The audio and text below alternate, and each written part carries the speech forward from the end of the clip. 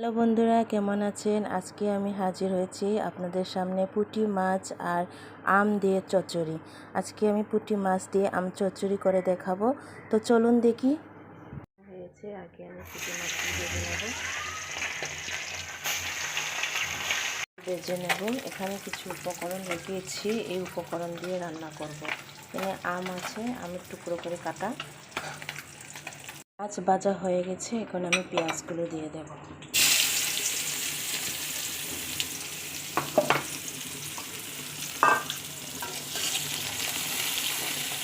ভাজা হয়ে গেছে, এখন আমি অল্প পানি দিয়ে দেব। অল্প পানি দিয়ে একে একে সব দিয়ে দেব। আম দিয়ে দেব, আর এখানে সব মশলা একসাথে মিশানো। এগুলো ভালোভাবে আমি কষিয়ে নেব। আমগুলো নরম হয়ে না আসা পর্যন্ত এগুলো আমি কষাবো, নাড়াচাড়া করব। আমগুলো নরম হয়ে এসেছে, আমি এখন পানি দিয়ে দেবো। তারপর মাছগুলো দিয়ে দেব। মাছগুলো দিয়ে সামান্য পানি দিয়ে দেব।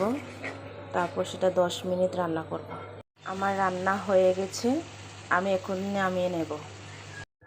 তো দেখুন বন্ধুরা, কেমন হয়েছে আমার পুঁটি মাছ দিয়ে আমের চচ্চড়ি। ভালো লাগলে শেয়ার কমেন্ট করবেন, আর আপনারাও রান্না করে খাবেন। বাই।